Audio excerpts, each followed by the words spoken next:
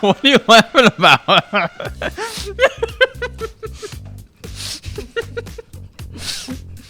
Okay. I also wasn't expecting that to taste like that. Have you ever seen the meme with the kombucha lady? No. The lady trying kombucha for the first time. And she's like this. She's like, and she's just going back and forth whether she likes it or not. I literally just had that going on in my head right now.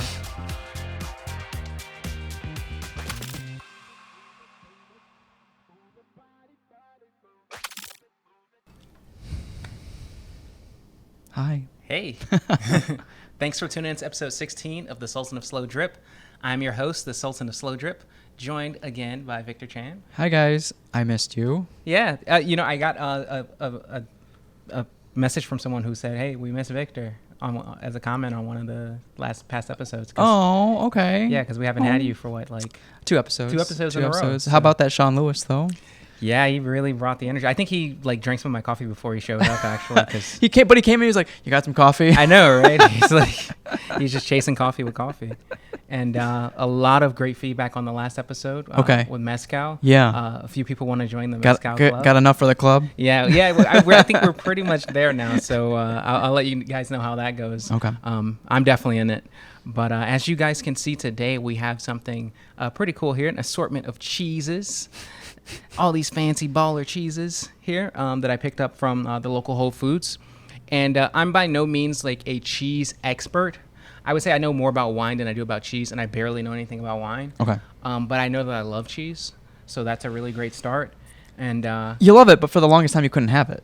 yeah. Actually, that's this is a great celebration of something. So for the longest time, I haven't been able to eat cheese because dairy had been giving me skin issues. I've been breaking out in rashes and stuff from having dairy.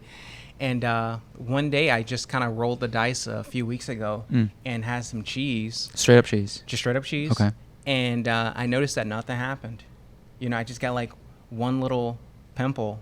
But usually I would just be breaking out in rashes. Oh, wow. Like it would be pretty bad. Like my skin would smell like milk and everything. It's really weird. Really? Yeah, and I don't get that anymore. So not sure what that was about, but knock on wood. What do you miss the most about dairy products? Honestly, I missed like really sharp, funky cheeses. Really? That was like probably the biggest thing. I can go without milk. Okay. So I actually prefer alternative milks. Yeah. Like oat milk is one of Me my too, favorites. So I'm not too particular about milk. I was still able to eat butter too. That was the thing too. I love butter. Okay. So yeah, butter didn't really affect me so much unless I ate a ton of it. Then Yeah. I kind of would notice a difference. But cheese and milk instantly, I just or something that had like dried milk in it, like a chip that was like ranch chip, and it had like dried. Really? Yeah. Anything that had milk. Interesting. Yeah. But for whatever reason, it's gone. So we're gonna celebrate by having some really, really awesome, expensive cheeses, and talking a little bit about what I know about cheese and what Victor knows about cheese. And just kind of his eyebrow goes up. And you don't have to necessarily be like the world's foremost expert in a topic in order to really relate to it and enjoy it and convey whatever knowledge you have about it. So we're gonna kind of learn about these cheeses and walk through them, and just even talk about the selection process I have, which is a very, very simple selection process. But before we do that, I want to pull out a coffee that I think is going to pair with cool. with cheese really nicely. Okay. And that's a little bit of a setup because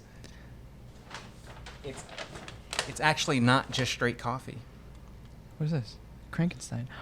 Hey, we had this. So that's a different one. This is a different one? Yeah. Was it on tap? Yeah, it is. So that was the Woke as Hellas. What I just passed him is our collaboration beer with the Metropolitan. So when you and I went last time we just did a rendezvous at Metropolitan. That was the first weekend that it was on.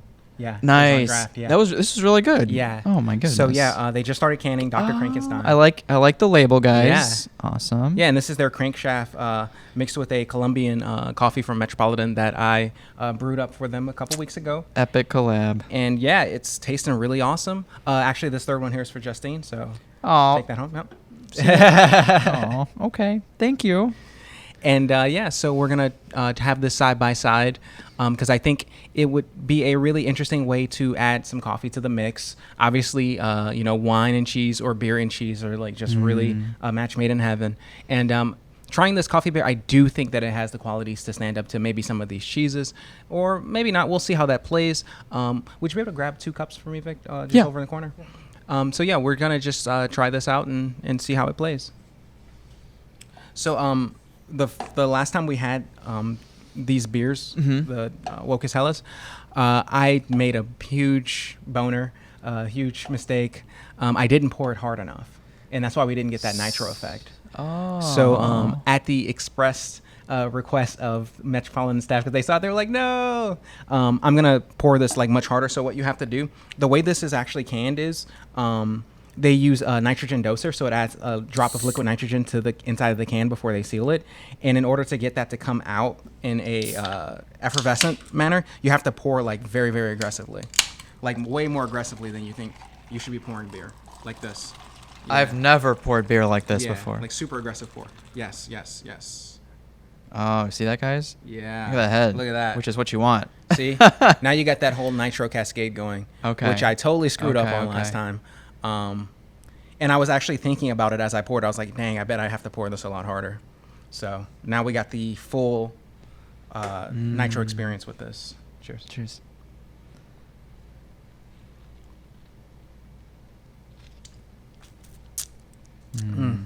Yeah. I like it a little more than Wokus Hellas. Me too. Okay. Me too. Yeah. Yeah. And I really like Wokus Hellas. Yeah. It's not as light of a style of beer. Yeah, that's probably why. So yeah, I feel like there's this almost kind of marmalade thing going. It's not super sweet by any stretch, but it's like it's got that same kind of apricot note that the Wokus Hellas had. Oh, but it's a little bit more like jammy. Like it's almost like a marmalade or like an apricot jam. Very subtle jam. Not as sharp then, yeah. Not as sharp. Like some caramel notes. Like it's really full and it's still really, really clean. Like the flavor. I mean, their beers are always just super clean. Yeah, super clean. And when you have the Kyoto, which is bringing the coffee element, but also in a very clean manner, they just... it doesn't taste like a coffee beer exactly. I'm still just blown away by how this collaboration of coffee beers was going on for years now. Every single time we do it, it's almost like we just created a new style of It's always beer. a little different? Yeah. It's always a little different, but it's always like it's never like here's a coffee beer, except for the one that we did, which was Javatron, which is like the never closest had that one. Okay. It's the closest thing we've done to a standard coffee beer. Okay. Which is their dark lager, their Schwarzbier. Gotcha. And that's done with my just regular Kyoto black label. So that's super chocolatey, Oh, okay. And that is like, it's so good. If you really want like the coffee beer experience. Are they still making it in the fall maybe? Or? So I don't know. I haven't gotten an order for it yet, but we'll Cool. see. If they order Javatron. some, I have plenty of black label always ready for them. So, yep. I'm gonna just have one more sip of this because I like it so much. All right. Let's talk a little bit about these cheeses here. Okay. Before I start talking, what are your thoughts initially, Victor? What are you thinking here? I have no thoughts. I mean, I saw Gruyere. That's probably one of the only one. Gorgonzola I've placed on like steaks. Okay. How'd that come out for you? Really nice. Yeah, it adds like a saltiness to it. It makes it taste like a dry aged almost. Like, yeah. And because dry age, is that in their own fat usually? Mm-hmm. Yeah. Okay. Yeah. That's interesting. But other than that, I haven't had experience with. Is it Delice de Bourgogne? Yeah, we can go with that. I've never had any of these other cheeses. Humboldt Fog Original. I don't know. Yeah. So I tried to get. Here's the thing about cheese, it's so expansive. There's so many different types of cheeses. You can talk about, pasteurized milk versus unpasteurized milk, or raw milk. You can talk about cow, sheep, goat milk, blended milk. You can talk about specific regions where the cheese can only be produced in that region. Smoked cheeses, fresh cheeses, aged cheeses, cheeses that have wax coating, cheese that don't. Yeah. So there's just so many different, you could do absolutely a whole show on cheese. Do you have experience with assembling charcuterie boards? Only just like as a I guess like thing, where having friends come what over. types of cheeses what types of tastes would you want to put on for the cheeses? So for charcuterie board, I typically like to have one cheese, and I guess the best way I can describe this would be like I like to have like one Gruyere or Emmentaler, or like a really funky Swiss, something that is kind of hard, easy to grab, sliceable, Okay. and just easy to eat on its own, just as like kind of a finger cheese. Yeah. But just has like a really nice buttery funkiness, like just a really like sophisticated, nice hard cheese. I like to have one kind of brie, something that's very spreadable.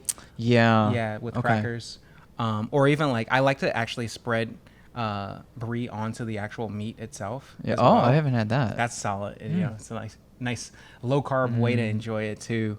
And then I also personally I like to have a blue cheese. I like a lot of cheeses, so I like to have one blue cheese. I'm just a big fan of blue cheese, which is why we have like two, kind of three, but not really. Like these are It's within the two blue family. Yeah, Okay, I like blue cheese a lot. And then also, I like to have one really just crazy funky cheese just to make people kind of upset. I guess off the bat, what makes a blue cheese a blue cheese? So a blue cheese is inoculated with a fungus, Oh. a particular fungus that they actually will take and inject directly into the cheese. So you'll see like this one doesn't have a rind, but if it did, you would see kind of holes on the top of it. Some of them are hand poked and some of them are machine poked, and you could just basically tell by kind of how the array looks. If it's like a super regular looking array of holes, That's machine. that's machine poked, and then if it's not as regular looking, that's hand poked. Hand poked ones typically tend to be more expensive. They typically tend to be wrapped in different like there's some that are wrapped in like leaves and stuff like that, or like they look a little bit more special.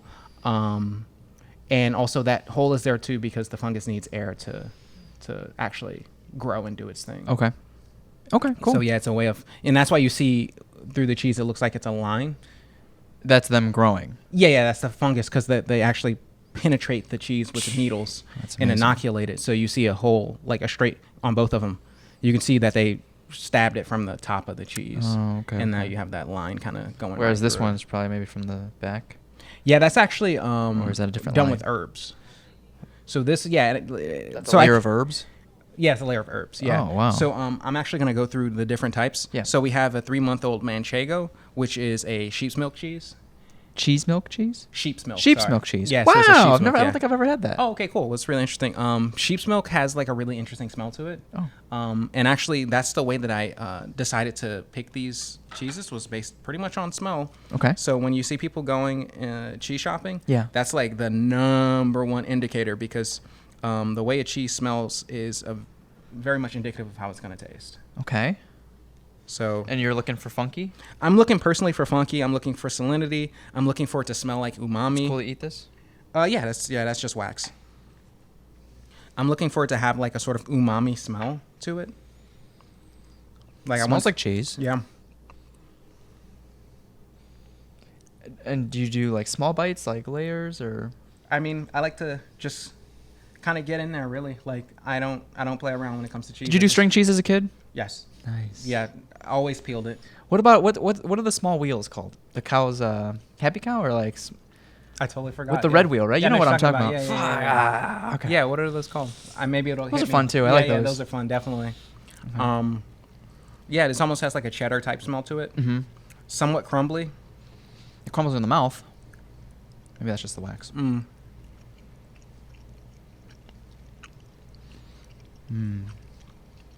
It melts too.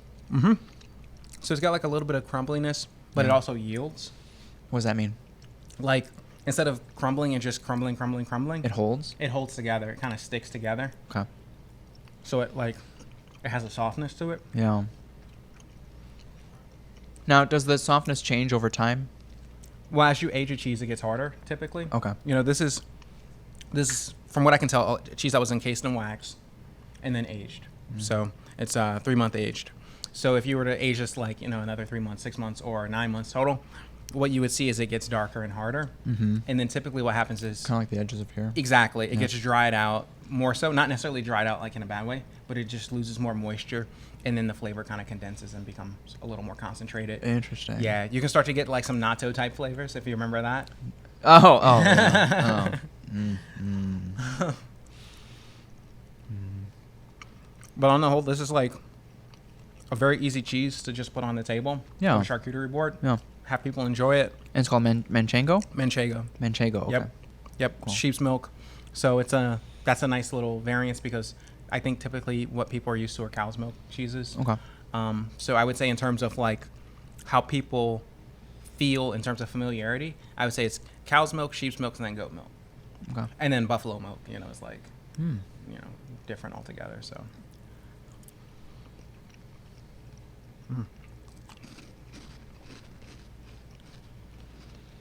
What are your thoughts on that one? Same thing. Easy to put down. Enjoyable. I think I haven't had soft cheeses too often, so Okay. I think I gravitate towards more of the hard Hard cheeses. Something that you can just finger food, like kind of pick Yeah. up and eat. So is that the primary kind of thing that you do for your charcuterie? I've never made a charcuterie board. Oh, okay. I've had probably once in my lifetime. Thanks to Canute. Thanks, Oh, nice. Yeah. But I think she had maybe blue cheese. What was the third cheese that you talked about on a charcuterie board? Brie cheese. She had brie. Yeah. And I think cheddar too. There you go. Ooh, okay. So the first one wasn't as funky smelling. No. Like it has an interesting smell though. Like sheep's milk kind of has like it almost smells like goat's milk, but not quite as funky as goat's milk. Okay. It's got it. The best way that I can describe it too is it kind of smells like a baby does. Like that kind of that fluffy kind of smell that babies have. Okay. Like it has more kind of that smell too. That's like a very characteristic sheep's milk smell. So next we're doing the Cave H Gruyere. So this is aged 60 days. Cave aged? Mm-hmm. And that's Yep. automatically 60? For this one, yeah. Oh. Smells a little more funky. Even though Yeah. that's 60 days is 2 months. It's less. Yeah. So aged. this is also a raw milk cheese.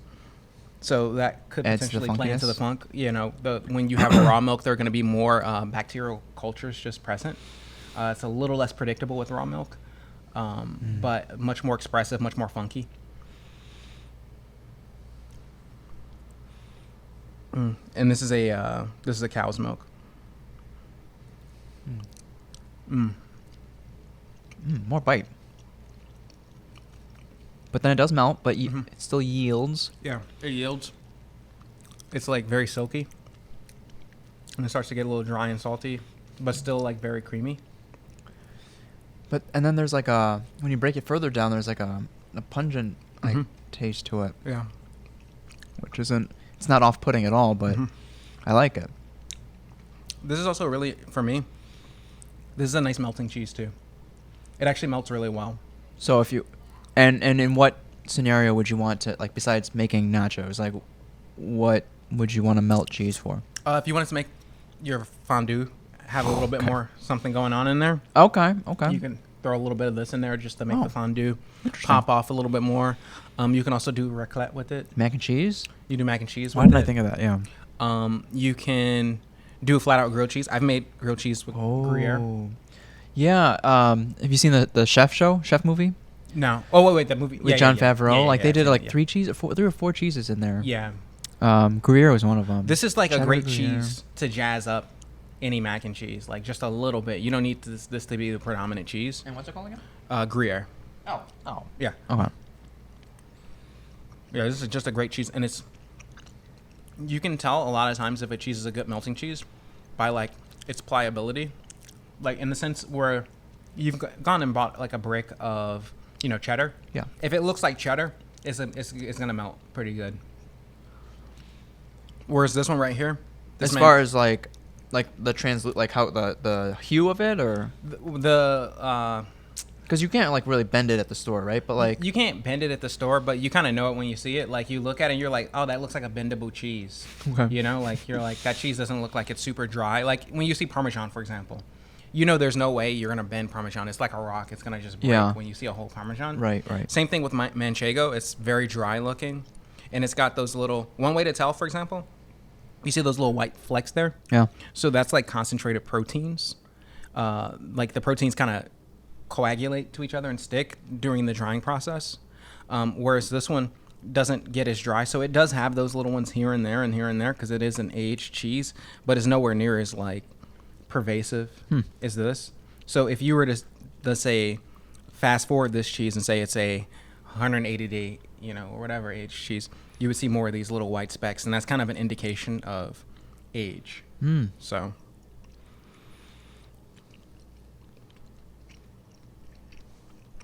What if they had these in Lunchables? I have made like baller Lunchables is what I call them. Like get some of these crackers. And you can actually make your own sliced meat really easily, like your Lunchable style deli meat. Because little known fact, if you take say a turkey breast or a chicken breast and you sous vide that, and then you take it out of the sous vide machine, but keep it in the plastic, and then submerge it in ice water and let it drop to refrigeration temperatures, when you remove it from the sous vide bag, it will be totally sliceable. It'll look just like deli meat. Interesting. And you get to choose the quality of meat you want. You can rub it down with whatever you want to. It'll be additive free deli meat. So that's definitely a move, like doing the baller Lunchable.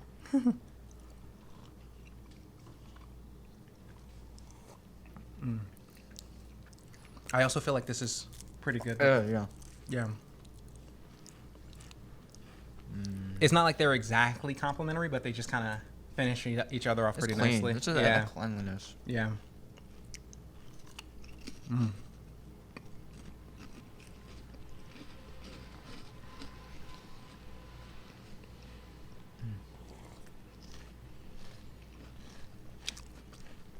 I love having this show. All right, next, and we switched a little bit. Now I'm using an offset. Okay. I just like to use an offset for I don't think I've ever used an offset before. Oh, it's just an offset It's spatula. like a mini spatula. Yeah, it's a spatula that's offset here. Oh, okay, So okay. that way you can put it down flat, but still not be interfering. Like you don't have to touch. It's great for like getting. Yeah. Smart. It's like I've had this same offset since 2012, and it served me super well. It's great actually because one edge of it is a little bit sharp, so you can use it to slice the tip of bags open and stuff, or like little things open. And it's great for just getting under like eggs and all kinds of things in the kitchen. Super underrated tool, the offset. So, but it's great for spreading cheeses because it just kind of yields a little bit. So here I'll let you.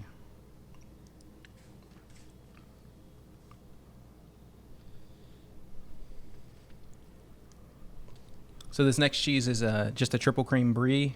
Triple cream brie. Yep. Brie is like one of my favorites by far. Just like nice and soft. Not much on the nose. Yeah, you don't get a whole lot on the nose.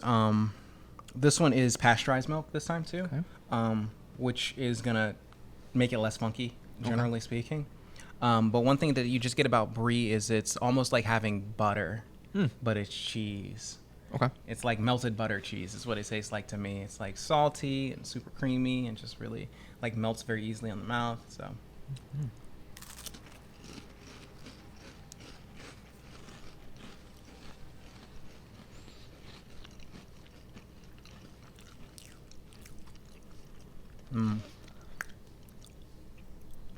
Creamy, but I don't really get like any specific taste from it.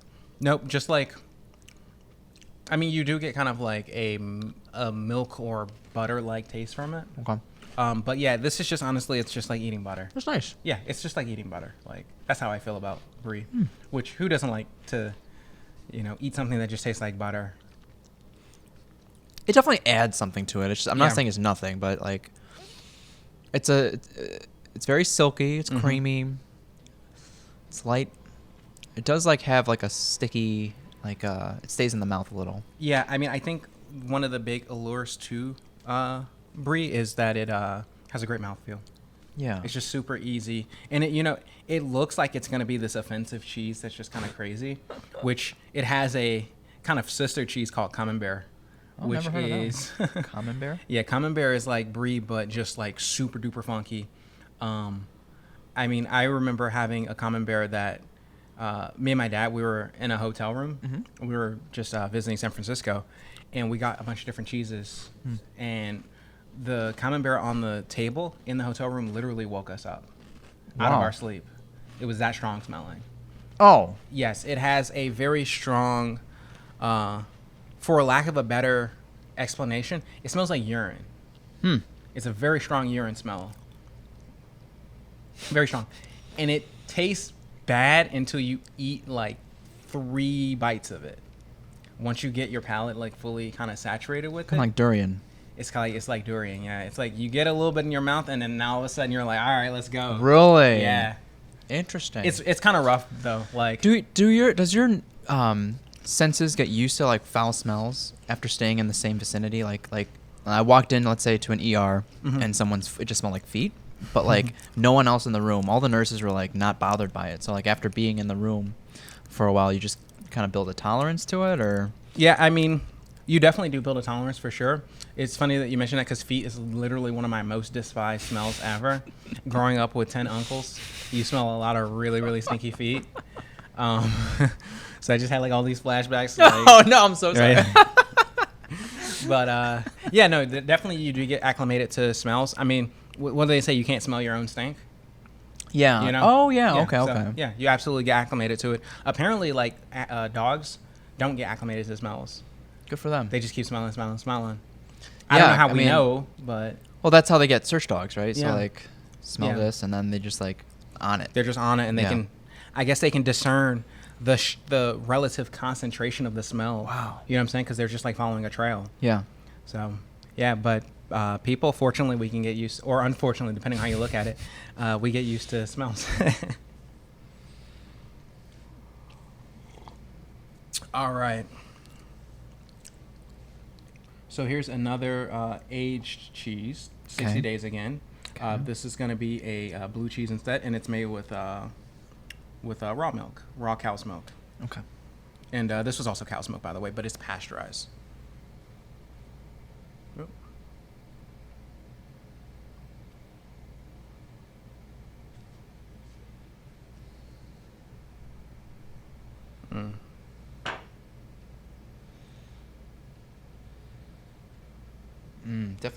Definitely blue cheese. Mm-hmm. One thing that I can smell big time with this is the saltiness of it. Really. What are you smelling from it? The only word that comes to mind is blue cheese. Okay. But What's it's when you say blue cheese, what does Yeah. that mean to you? That you can differentiate blue cheese. the funk. I don't know. Okay. The funk of blue cheese is Yep. there, and I didn't smell it with any of the other ones. So blue cheese has a particular funk. Do you think it's like It's hard to put a word on that funk. you just know it when you see it? It's not off-putting. Okay. Yeah, it's something you know when you see it, but there probably is a word out there for it.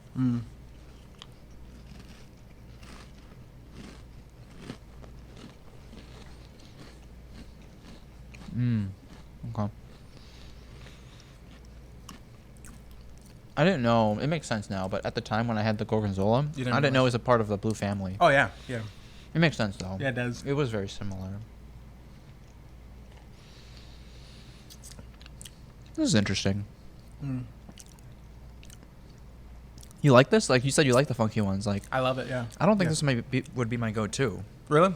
I think Gruyere would be my go-to. I mean, Gruyere is like, it's hard to go wrong with Gruyere. Yeah. So what about this particular cheese is not doing it for you? No, I like it. It's just I guess I just have to be more open-minded on like what I reach for. I'm gonna try another piece. Do you want another piece? Without cracker. Oh sure. There you go. You can grab that one. Okay. Oh shoot. Yeah, it's a little crumbly, a little soft. Oh wow, that's different. Yeah. Without the cracker. Yeah, I think there's a lot here. So yeah, I mean, you smelled saltiness. It's definitely saltier than the other cheeses. There's a pungentness to it, you know. It's almost- yeah. That's the funk. It's almost like concentrated sour cream Wow. with a little bit of Yeah. yeah, with a little bit of like just mushroominess or something like that. You know. That umami. Yeah, that umami, and I love the umami. And then there's also something that comes out in the nose when you exhale, like a sharpness. There is, yeah. The after smell. Yeah. So Camembert has that, but it's like that's all you get, Oh. and it's like cranked up to 11. I gotta try it sometime. You know, I was really thinking about getting one, and I was like, I don't know, because I was like, man, if I get this, I'm gonna have to finish it. Oh. Which sometimes is not is easier said than done. But I know my wife would be kind of upset if I brought that, because you can smell it when someone comes in with it. You can smell it. It's like durian. Okay. It's like, hey, Camembert's in the house. Camembert. You know, so it's like. Oh, man. You notice any kind of interplay with the beer? Mm. When I had it before, I just kind of noticed that they had a very similar creaminess to them.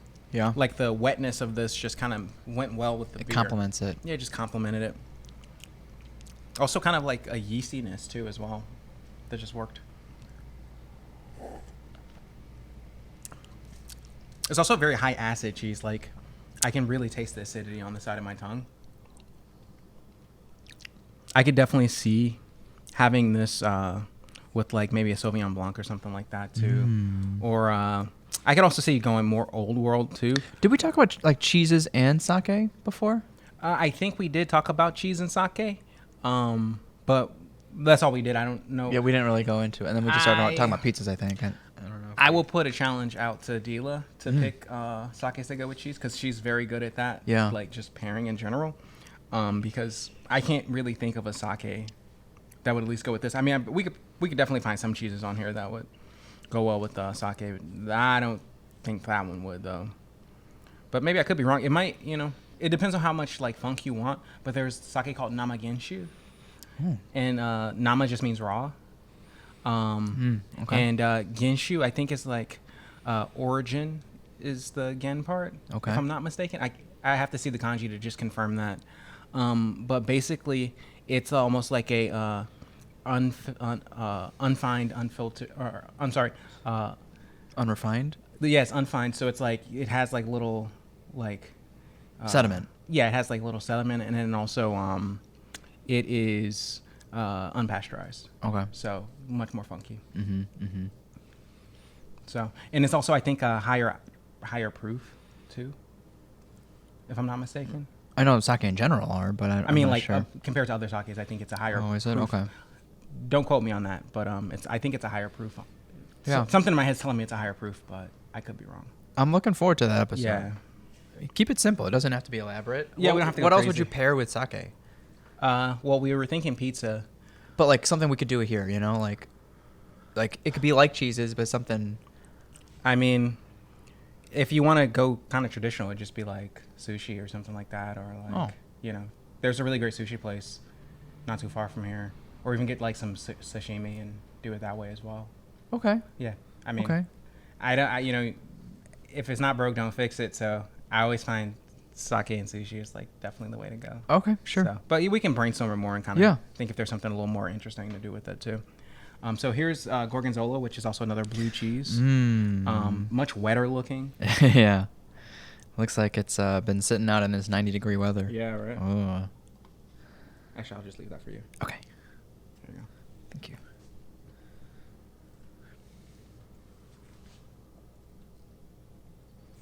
And this one is made from pasteurized cow's milk. So this one's raw, pasteurized. So going back, So not as funky. pasteurized, raw, pasteurized, raw, pasteurized. And is this one? This is also pasteurized. Okay, cool. So Okay. Not as much on the nose. Well, not as much funky as the last one. well, I would argue that it actually has less saltiness on the nose Oh, that's what it is. and is more funk. And there's more funk. Yeah. Fuck, I almost dropped that. Okay. Like I can taste the funk like down Already? my throat almost. Yeah. Just less saltiness though. Should I do tongue like face down or face up? Face down? Oh, I've been fucking up.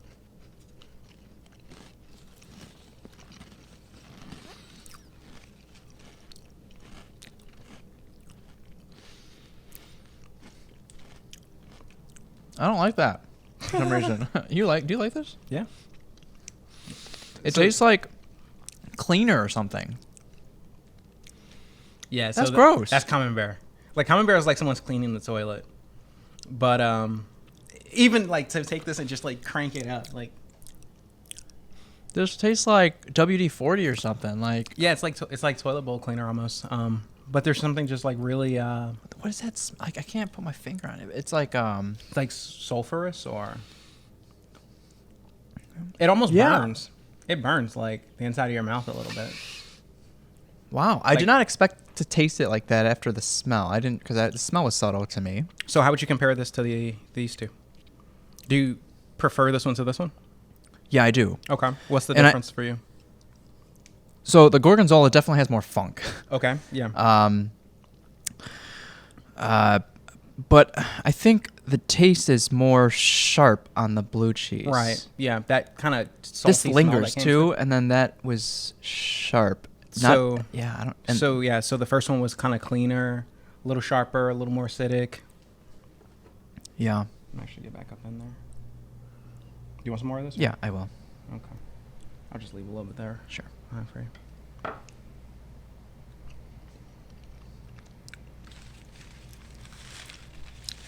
I can't tell you Cleaner. This Yeah.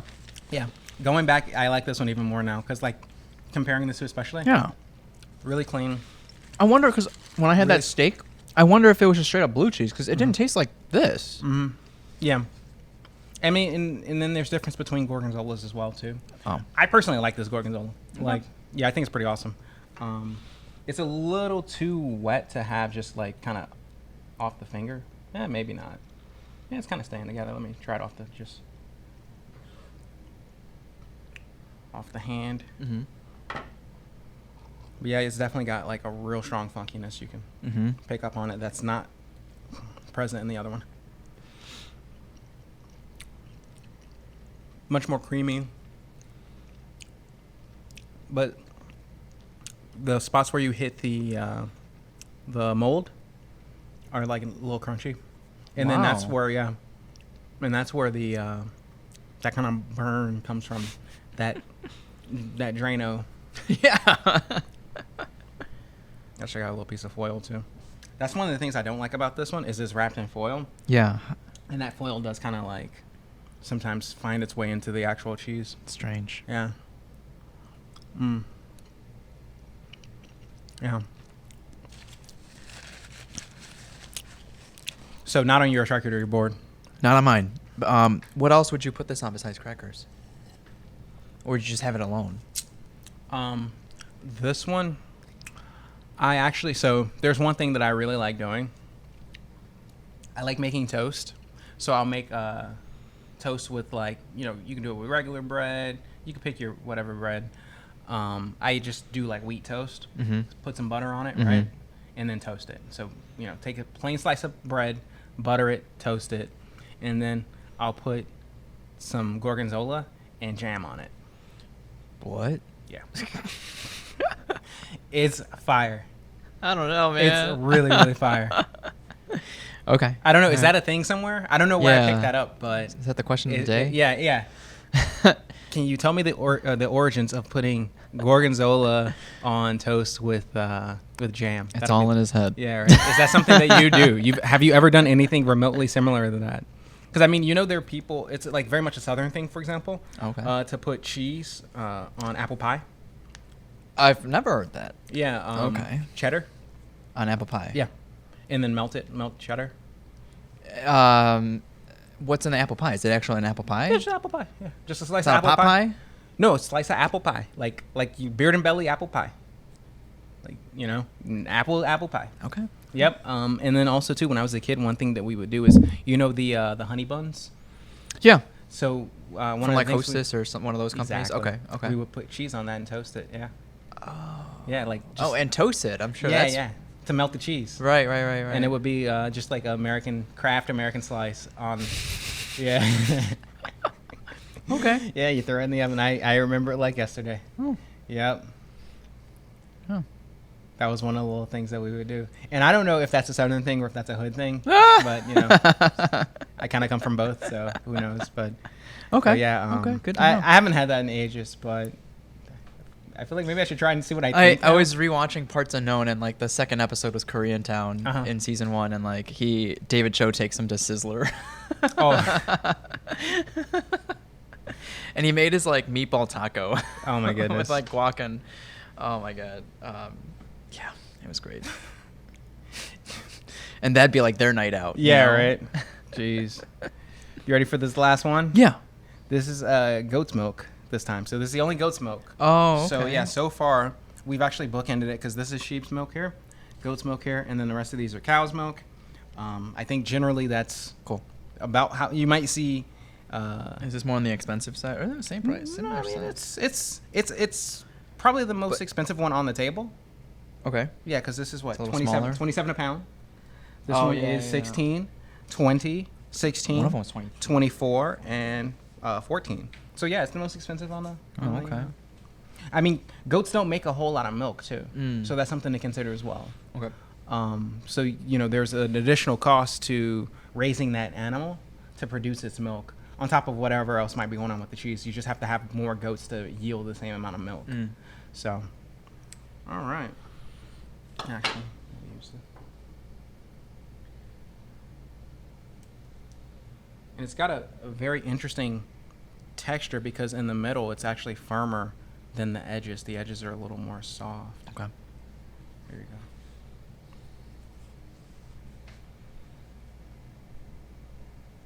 I'm just gonna put that back on there. Ooh. Smell? Yeah, I mean goat milk has like a very particular smell. Was that a like that's off-putting? It depends on if you like goat milk. I don't know if I've ever had goat milk. You ever have feta? Yeah. Oh Okay. yeah. Goat milk. I like feta. Yeah, feta is typically, I think, a blend of goat and sheep milk. Oh.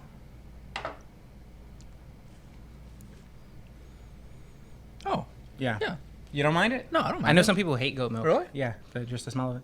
Oh. There was this thing for the longest time where baristas were like, "Oh, we should use goat milk in lattes." That died pretty quickly. Mm.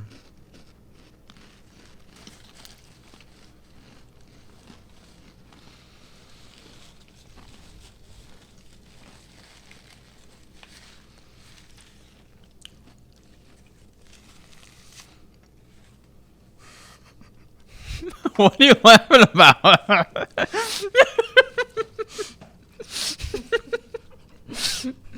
What was I? I also wasn't expecting that to taste like that. Have you ever seen the meme with the kombucha lady? No. The lady trying kombucha for the first time. And she's like this. She's like, and she's just going back and forth whether she likes it or not. I literally just had that go on in my head right now. Where I'm just like, damn, this is pretty good. Oh. Yeah, it's funky. Like the funk hits you. Oh. That funk that hit you, that is goat milk. Yeah, I'm not a fan. That's the taste of goat milk. Oh. You see what I'm saying? Like, it's a very funky. Oh. It tastes like. Okay. It tastes the way like BO smells. Oh. You know what I'm saying? Yeah. Like if you think about like, oh, I smell like really pity, like I just played a game of football or whatever, right? Mm. It tastes like that to me. I don't know. Is that kind of similar to what you were getting? That's pretty good, actually. Yeah. Yeah. Yeah. It was a different funk from the Gorgonzola, but Different funk. And funky. that's not age or anything. That's literally just the way goat milk tastes. Okay. Do not like goat milk. I'm just debating on whether I want to get back in. Yeah, I'm going to get back in there. Good for you, Yeah, man. I'm going to get back in there. Good for you. Right? You got to try it twice. It's true. Would you try it straight up, or is it too soft? Yeah, I'm going to try it straight up too. I'll put a few crackers out, but yeah, I'm going to try it straight up. Whoa, man. I can still taste it and smell it. Like on the XL, that goat, I'll take a little more. Mm. Oh, man. It's funny, of all the cheeses that I feel like I have to brace myself for, the goat's milk. All right, here we go. See, the smell, it smells like cream cheese. It smells clean. Yeah, it smells really clean. And the taste hits you out of nowhere. Yeah, it smells like cream cheese. Like just like a brick of cream cheese.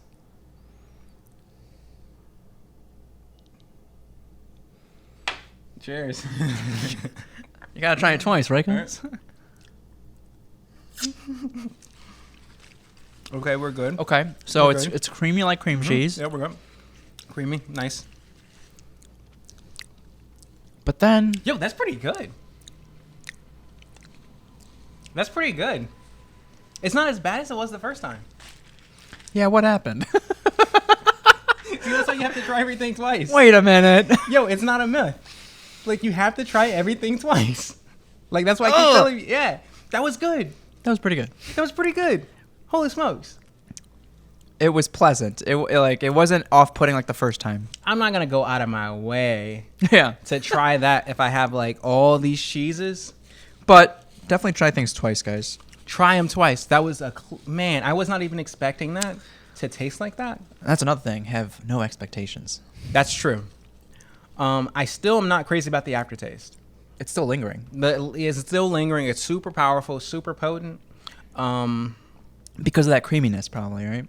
I don't know what it is, man. That's goat milk. If you had like a glass of like actual goat milk, it would leave you with the same feeling. Nah. Yeah, goat milk is just its own thing. It's very gamey is the way I would describe it. Goat milk is very gamey. Mm.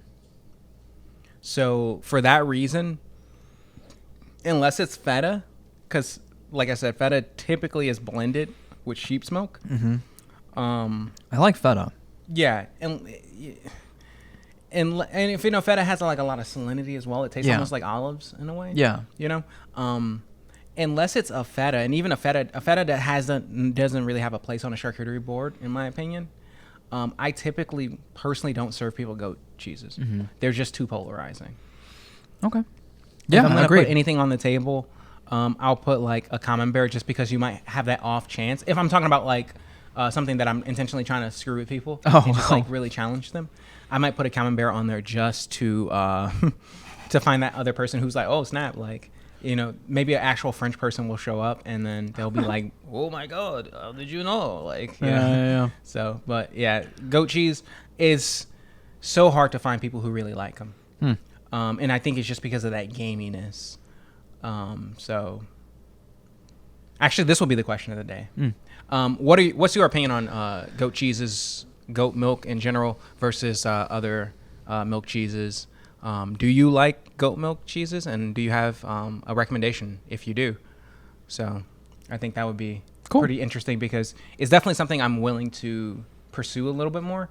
It's just like goat's milk is kind of rough. Yeah. You know, but maybe the second time around it's a little bit better. Can you buy goat's milk? I've never seen. You can. You can? Yeah. You can probably go to Whole Foods and get some. Oh, okay. I'm not looking for it, I guess. Yeah, I don't think you need to do that. Okay. Yeah. So, that'll conclude the episode. Thank you for tuning in. I hope you had fun, and I hope this showed you that approaching cheeses doesn't have to be super hoity-toity, fancy, smancy, all that stuff. You could just crack open a beer with a friend and have some fun and dig in. So, see you guys. Take care. Cheers.